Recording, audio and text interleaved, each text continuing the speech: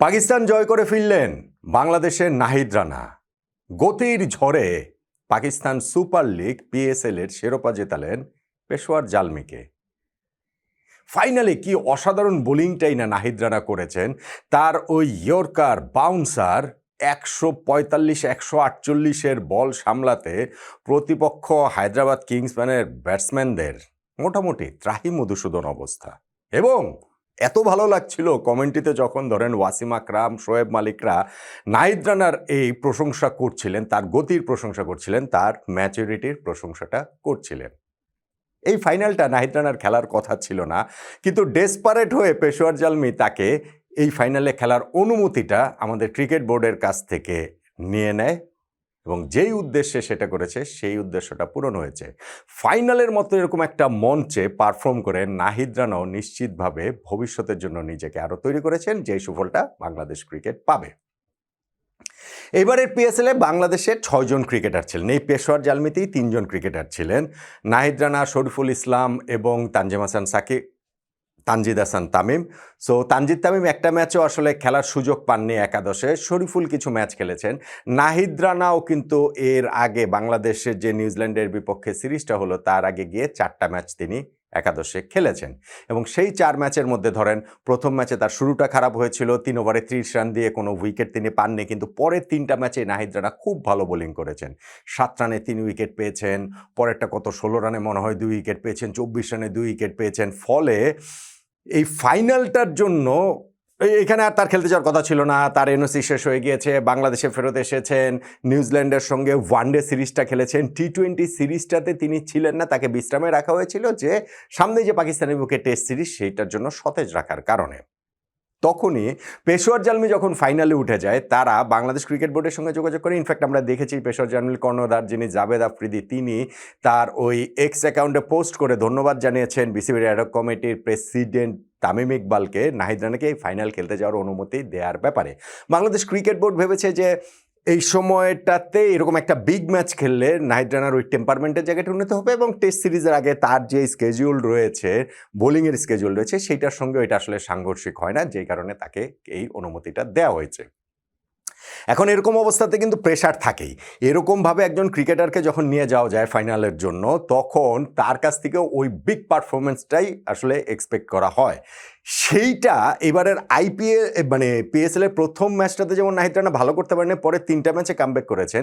এই ফাইনালেরও আবার একই রকমভাবে একটা প্রতিচ্ছবি দেখতে পারেন যে প্রথম ওভারটা তিনি ভালো করেন নাই, ওই ওভারটাতে 13 রান দিয়ে দিয়েছিলেন, পাওয়ার প্লে লাস্ট ওভারটা। হায়দ্রাবাদ কিংসম্যান ওই ওভারে 13 রান নিয়েছেন, সাইম আইয়ুব তিনি ছক্কা মারলেন, 4 মারলেন, 2 উইকেটে 69 রানের একটা কমফোর্টেবল জায়গায় তারা চলে গিয়েছিল। নেক্সট ওভারটাতে সুফিয়ান মুকিমের তারা 2টা উইকেট হারালো এবং তারপর যখন নাহিদ রানা তার সেকেন্ড ওভার করতে আসলেন, সেইখানে প্রথম বলটাতেই তিনি উইকেট তুলে নিলেন। সেই উইকেটটাও কার? গ্লেন ম্যাক্সওয়েলের। এবং সেই উইকেটটাও কিভাবে ম্যাক্সওয়েল লেগে সরে গিয়ে পুল করতে চেয়েছেন, নাহিদ রানার বলটা তাকে ফলো করেছে, শর্ট অফ লেন্থের বল, কিন্তু তার ওই গতির কারণে এবং কোনো রুম যেহেতু পাননি গ্লেন ম্যাক্সওয়েল ব্যাটটাকে গিয়ে ফ্রি করার জন্য, ফলে তার ব্যাটের ওই এন্ডে লেগে সেটা মিডনে সহজ ক্যাচের শিকার হয়ে তিনি আউট হয়ে যান। ওই ওভারে কুশল পেরেরা ওরা রান আউট হয়েছে। ইনফ্যাক্ট ওই সময়টার একটা ফেজে 9 বলের মধ্যে 2 রানে 4টা উইকেট পড়ে যায় এই হায়দ্রাবাদ কিংসম্যানের এবং ওইখান থেকে তাদের আসলে আর কামব্যাক করাটা হয় নাই। ফলে ওই জায়গাটাতে নাহিদ রানার একটা খুবই গুরুত্বপূর্ণ রোল রয়েছে। প্রথম ওভারটাতে 13 রান কনসিড করা সত্ত্বেও সেকেন্ড ওভারে তারও এরকম কামব্যাকের ভূমিকাটা রয়েছে। এরপরে তাকে আবার বোলিংয়ে আনা হলো 14 নম্বর ওভারে, সেইটা তিনি একটা উইকেট মেডেন নিয়ে নিলেন এবং সেইখানটাতে উনায়ন শাহকে তিনি যেইভাবে আসলে বোল্ড করলেন 148 কিলোমিটার গতির বলে, ওইটা চোখে দেখার জন্য আসলে শান্তি। এবং তারপরে 17 নম্বর ওভারটা দিয়ে তিনি ফিনিশ করলেন। সেইখানটা তো আরেকটা উইকেট পেয়ে গিয়েছিলেন। ইনফ্যাক্ট সাইম আইয়ুবের বিপক্ষে এলবিডব্লিউর অ্যাপিলে আম্পায়ার সাড়া দিয়েছিলেন, তবে ডিআরএস নিয়েছেন তিনি, দেখা গেছে বলটা লেগ স্ট্যাম্পের বাইরে পিচ করেছে, যেই কারণে ওই উইকেটটা নাহিদ রানা পাননি। তা সত্ত্বেও 4 ওভার বোলিং করে 1 মেডেন 22 রানে 2 উইকেট এবং সেইখানটা তো প্রথম ওভারটাতে 13 রান কনসিড করেছে, যখন আপনি হিসাবে রাখবেন তখন বুঝতে হবে যে পরের 3 ওভারে মাত্র 9 রান দিয়ে তিনি 2 উইকেট পেয়েছেন। এবং নাহিদ রানার ওই বোলিংটাই ইনফ্যাক্ট হায়দ্রাবাদ কিংসম্যান যে তারা 129 রানে অল আউট হয়ে গেছে সেখানে একটা গুরুত্বপূর্ণ ভূমিকা রেখেছে। সেই রান তারা করে 15.2 ওভারে 5 উইকেটে জিতে গেছে পেশোয়ার জালমি।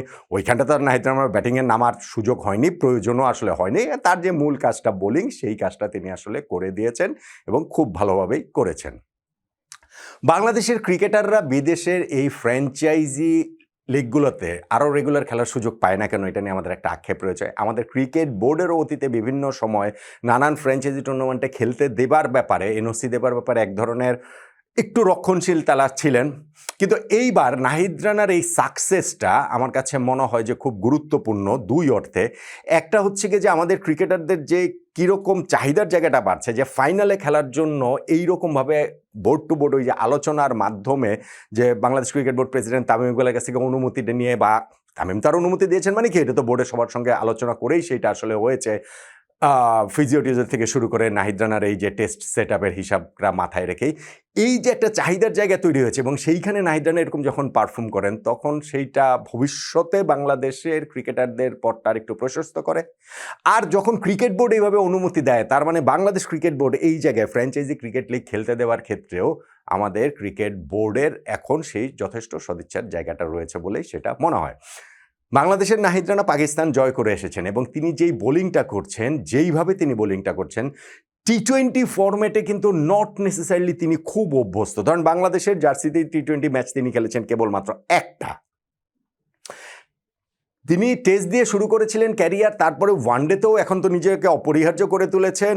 এই লাস্ট 2টা সিরিজে 2টা 5 উইকেটস হল রয়েছে। টি-20তে ন্যাশনাল টিমেই তিনি এখন পর্যন্ত একটা ম্যাচ খেলেছেন। ফলে ধরেন এই পিএসএলে এত ভালো করেছেন, সেইটা দিয়ে যে আমি বলবো যে নাহিদ রানা ধরেন আগামী আইপিএলে দল পেয়ে যাবেন, এগুলা বাড়াবাড়ি, এগুলো আসলে শুধু শুধু বলে লাভ নাই। তবে যেই উন্নতির গ্রাফটাতে তিনি রয়েছেন এবং যেই রকম হচ্ছে গিয়ে তার ওই মূল অস্ত্র যে গতি, সেই গতির সঙ্গে সঙ্গে যে নিয়ন্ত্রণের ব্যাপারটা রয়েছে, আমরা জানি যে গতিশীল বলার অনেক সময় একটু ওয়েওয়ার্ড হন, একটা তাদের বলের লাইন ঠিক থাকে না, কিন্তু নাহিদ রানার ওই নিয়ন্ত্রণটাও আসলে ফ্যাসিনেটিং। এবং আমার কাছে মনে হয় যে এই উন্নতির ধারাটা যদি নাহিদ রানা ধরে রাখতে পারেন, ডেফিনেটলি টি-20 ফরম্যাটেও বাংলাদেশ ভবিষ্যতের একটা জেম পেয়ে যাচ্ছে। এবং সুস্থ থেকে নাহিদ রানা কতটা সময় ধরে মানে নিজেকে ওই যে ওই মেনটেনটা করতে পারবেন, তার উপরে অনেক কিছু নির্ভর করছে।